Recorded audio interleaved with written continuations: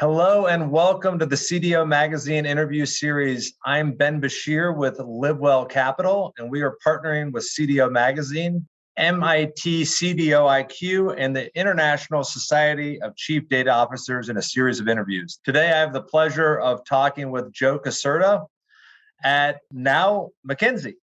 So I'm looking forward to today's conversation with Joe. Joe, thank you for being here. Thanks for having me, Ben. Glad to be here.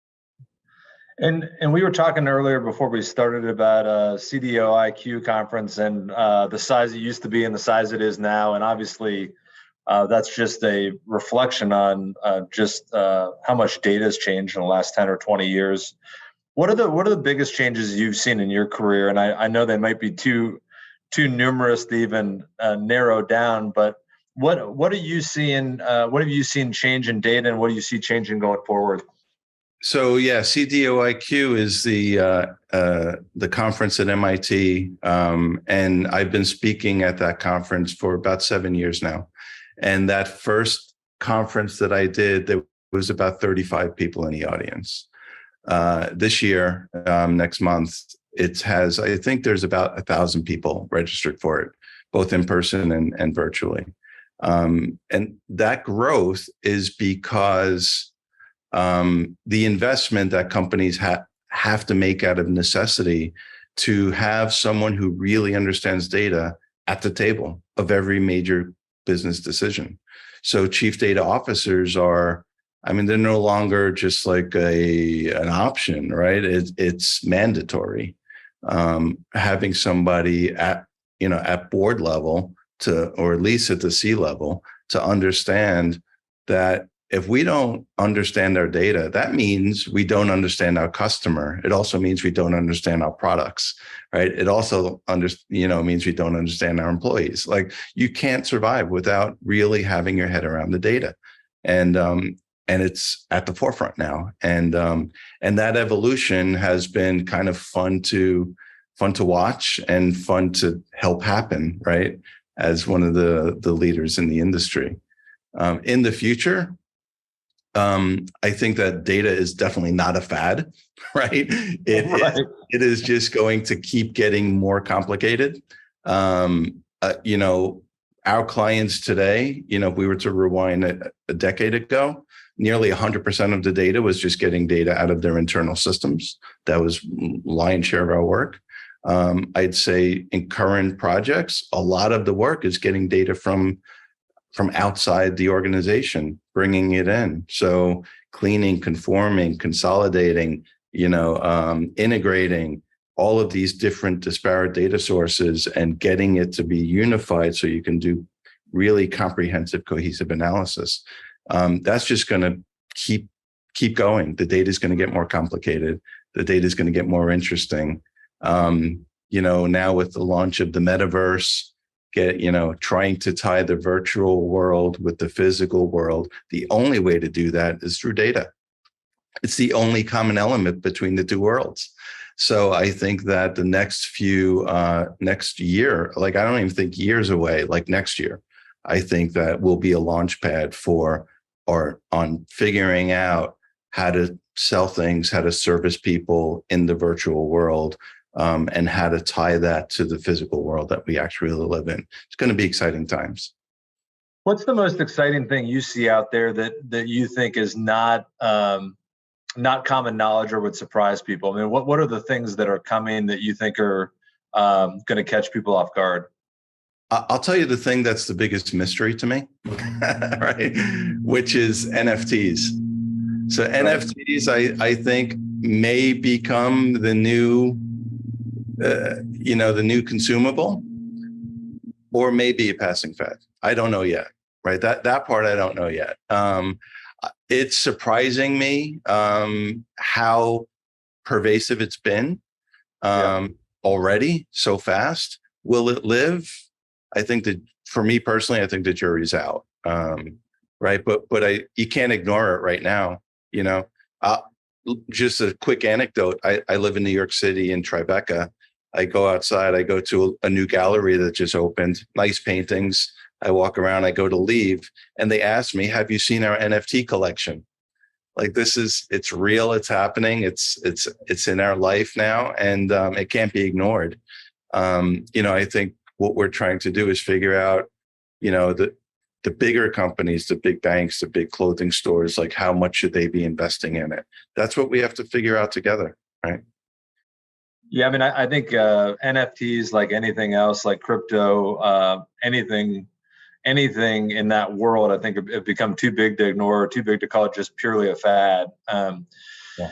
As you were talking earlier, I wanted to ask a question. 20 years ago, it was only probably the biggest, most tech savvy, most forward thinking companies maybe even had a CDO, and that's come way downstream. At what level you could think about revenue, you could think about employees. At what level should companies be thinking about having a position like CDO? Every level. And here's why. You think of today's winners, Uber, Spotify, you could name, them all, right?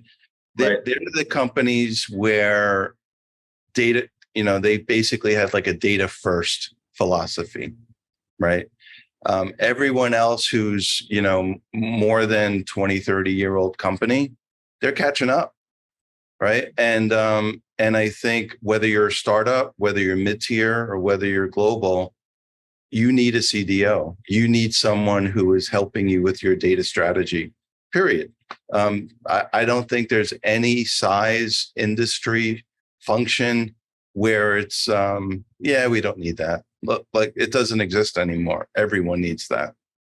And back to the acquisition, one of the reasons why also I think McKinsey is exciting, or was exciting when I made the decision. As a company, Caserta often came on the heels of other management consulting firms at clients. A management consulting firm comes in, they make recommendations. One of those recommendations is a data strategy, right? And so Caserta is hired. The investment that McKinsey has been making in data over the last few years is, to my knowledge, far exceeds what the other firms are doing. And that's important to me, right? I don't want this to be an acquisition where, it's a gap that we have. We want you to fill that gap, and it may or may not take off. Like McKinsey's fully invested. They realize that what I was saying earlier, without data, you don't have a company, right? So you need to add that to, the management consulting and the data consulting are no longer, passing the baton between two firms. It has to be everyone at the table at the same time. And there's I see that there's no other way to do it. With most companies, is the problem usually that they don't have the data, or that they don't know what to do with the data, or who to get the data to? What's the biggest problem out there, given the fact that we now live in a world where most of this information is now available? Is the biggest problem that it's not getting into the right people's hands at the average company? Yeah, there's two main issues. One is, I think they all have the data. The challenge is access to the data, and access to the data safely, and then the quality of the data once they get it. Right. So a lot of this also is more, the engineering part is absolutely needed to solve it. Right. But the people part is also a really big problem. The people part means that we have to come up with data literacy programs, data governance programs, and data governance in a way where it's not burdensome. Right. Data governance in the past has always had a stigma to it, right? Oh, data governance, now you're going to slow me down even slower than I've been, and it's just not the case. When it's done properly, when you're hiring architects and engineers laser focused on data, the governance is just built into the fabric, and it should not be something that's bolted on nor sits on top, right?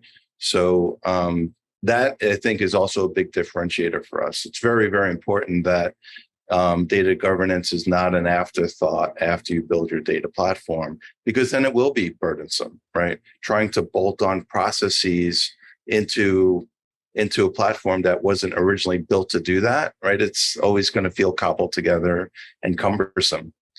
When it's cohesive, it just works, right? It works as designed, which is what you. Well, Joe, I've enjoyed the conversation today. You've made me richer, and you've made this audience richer just by hearing a little bit of your wisdom. And so, Joe Caserta, I want to thank you for joining today. Please visit cdomagazine.tech for additional interviews. And I really enjoyed the conversation. Thanks for it today. Thanks, Ben. It was great chatting.